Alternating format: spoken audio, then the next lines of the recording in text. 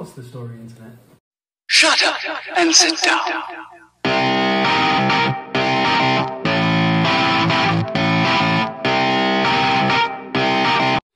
What's the story, Internet? Hope everyone is having a wonderful day so far. As you can see, becoming more and more the major. Got my coat finally finished, thanks to my friend, Crowned X Photography, who also took some of the pictures that you're going to be seeing over the channel and on Instagram. So please check her out. And yeah, we're getting more and more professional. I've got a proper camera coming, so I won't be recording on my phone anymore. Got a microphone. We're moving up in the world. So, before I get into the Premier League matches, there was a match that sneaked under my radar that I didn't realise was on this weekend.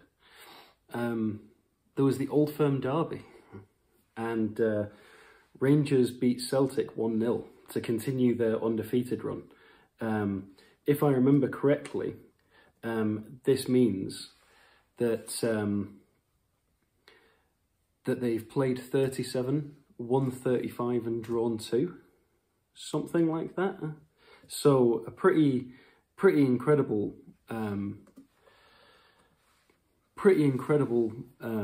statistic for them.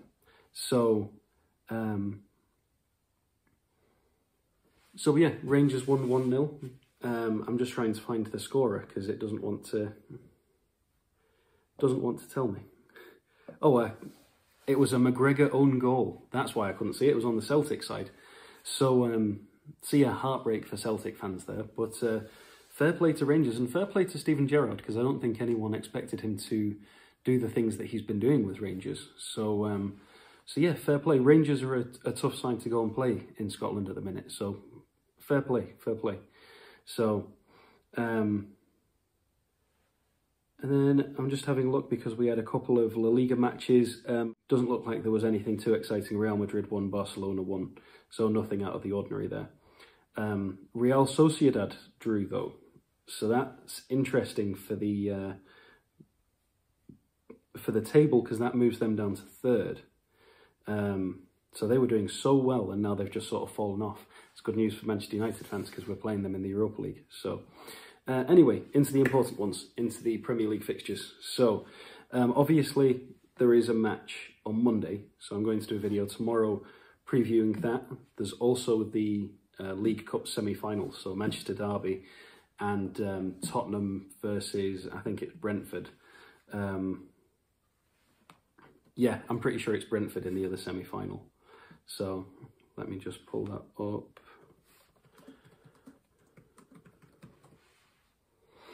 Yeah, Tottenham versus Brentford. So that one's Tuesday, and the Manchester derby is Wednesday. So I will preview both of those along with the Southampton-Liverpool match. But starting off the day, we have Everton 0, West Ham 1. So West Ham continue their impressive form thanks to Thomas Souček in the 86th minute. It seems like a relatively even match. Everton had the lion's share of possession, 60% to 40%. But as I mentioned last week, possession means nothing if you can't do anything with it. So they had 10 shots with only 2 on target. West Ham had 11 and 5. So fair play to the London side. They played very well.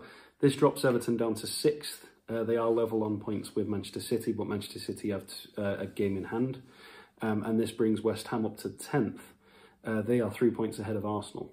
So David Moyes is doing quite well with West Ham. This is where West Ham always used to be, was sort of Europa League to mid-table. And it's good to see them back there because they are that sort of team. They just really fell off for the last couple of years. So on to the next one. Manchester United 2, Aston Villa 1. Manchester United played very well, but so did Aston Villa. It was a very even match. Possession shared 52 to 48 in favour of Aston Villa. But Manchester United had 19 shots with 9 on target. Aston Villa had 15 and 5. Anthony Martial continued his impressive form. In his last couple of matches, he's had 2 goals and 4 assists. So you can't ask for much more than that, really. And then Bruno Fernandes, of course, stepped up and fired away the penalty. Bertrand Traoré did score in the 58th minute. Bruno Fernandes' penalty came almost immediately after we were in the 61st minute. Another one I wanted to mention was Eric Bailly. His block in the in the dying minutes of the match was incredible. Absolutely just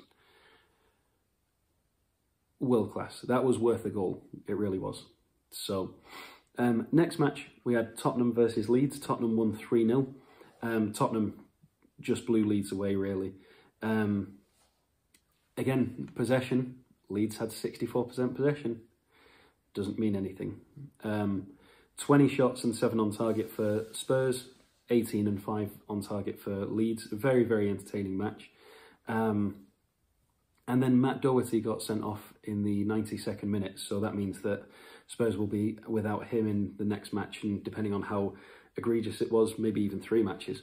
So, but yeah, that's a bit of a blow to them. So, because he was finding his feet. He is a very good player. He played very well for Wolves last season. So, next one, Crystal Palace 2, Sheffield United 0. And Sheffield played well. I mean, they had 56% possession. They had 7 shots, but only 2 of them were on target. And they just can't find their feet at the minute. And it's a shame because, as I mentioned, they played well. They have been playing well. They played well against Manchester United. They've played well against teams. They just can't finish off attacks. They can't finish off the matches. So, special shout out to Abarichi Itse. He's been playing very well and he scored quite a good goal. The 6th minute of first half stoppage time. But yeah, fair play to Crystal Palace, but such a shame for Sheffield United. That was an important 3 points for Crystal Palace. Takes them above Newcastle, well, Newcastle have a game in hand. Takes them 6 points ahead of Burnley. However, Burnley have 2 games in hand. So, but it takes them 8 points off of Brighton in 17th. So I think that was important. Sheffield United need to find points from somewhere. They really do. It's such a shame. Brighton 3, Wolves 3. Very, very entertaining match. Aaron Connolly, a Neil Maupay penalty and Lewis Dunk. And then Roman Saiz, who played incredibly well against Manchester United last week. Gets on the score sheet this week. A Dan Burn own goal and then a Ruben Neves penalty. So a very, very entertaining match there. Brighton had the lion's share of possession, 55 to 45, but very close. 13 shots and 4 on target to Wolves' 11 and 4. So didn't seem like a very clinical match. But of those 4 that were on target, 3 of them went in for both teams. So fair enough at the end of the day. So yeah, a very, very entertaining match there. West Brom 0, Arsenal 4. West Brom, they've been playing so well, like they drew against Liverpool, and then they went and leaked goals against Arsenal, and then they play really well, and then they go and leak goals against Leeds, and it just, you know, it's such a strange dynamic. But Arsenal dominated the match, 62% to 38% possession. 21 shots to West Brom 7, and then 12 shots to 3 on target. Very unsurprising in there, just the way they were playing. Kieran Tierney, of all people, opening the scoring with an incredible goal. Ran from his own half and blasted it in the top. So yeah, so fair play to Arsenal on that one. It means that they're on a 3-match winning streak on the bounce. After being relegation threatened, they're now up to 11th and on 23 points. So fair play. Next match, Newcastle 1, Leicester City 2. I was watching it earlier, it was 0-0 at half-time, and then all of a sudden the second half just exploded. Andy Carroll, of all people, back on the score sheet for Newcastle. It's been a long time since I've heard that name. James Maddison and Yuri Tielemans scoring for Leicester City. James Maddison's goal was incredible, and I liked his little darts celebration that he was that he was going for. Relatively even match, 57 to 43% possession, 9 to 8 shots and 3 on target to 2 shots for Leicester. Leicester do go up to 3rd, 1 point behind Liverpool and Manchester United. Liverpool obviously playing tomorrow, better goal difference. Manchester United have a game in hand. After tomorrow, they'll play their game in hand against Burnley on the 12th. So, but they're still keeping pace, and they're still 3 points ahead of Tottenham, although Tottenham also have a game in hand. So a lot to be considered in that battle there. And then on to the last match of the weekend. It was the big one. It was the one on the board. It was Manchester City versus Chelsea. and Chelsea are in trouble because Manchester City absolutely took them to the cleaners. 3-1 was the final score. Ilkay Gundogan, a name that I haven't heard for a very long time. Phil Foden and Kevin De Bruyne. Kevin De Bruyne getting his first goal from open play of the season. So, yeah, fair play to City. I mean, they didn't have the possession. Chelsea had 54 to 45%, but what do I keep saying? Possession doesn't win you matches. And Manchester City had 18 shots to Chelsea's 9, and only 6 shots on target, but still, to Chelsea's 2. So that puts City up to 5th. They are level on points with Tottenham, but Tottenham have a game in hand. They are also level on points with Everton, but Everton also have a game in hand. It's only the goal difference that's keeping them where they are. So, and they are only 3 points ahead of Aston Villa, who also had a game in hand. So a lot of variable games at the moment. So, and that sends Chelsea down to 8th. Level on points with Aston Villa, but Aston Villa have 2 games in hand on them. Level on points on Southampton, but they have a game in hand. So, table's shaping up to be very interesting at the moment. So, so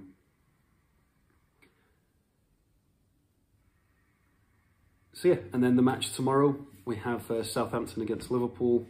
So that'll be one to watch out for. So I will review that match tomorrow, and then I'll be back with the League Cup matches as promised. Into the semi-finals now, so we'll be getting our first cup final soon. So that'll be interesting. It'll be interesting to see if Brentford can skirt past Tottenham, and that'd make it a very interesting final. So, so yeah. In the meantime, I hope you've all been staying safe, keeping out of trouble. I hope you're all ready for the new things in the new year. And until next time, thank you very much for watching. I hope you're all having a wonderful day. And ta-ra for now.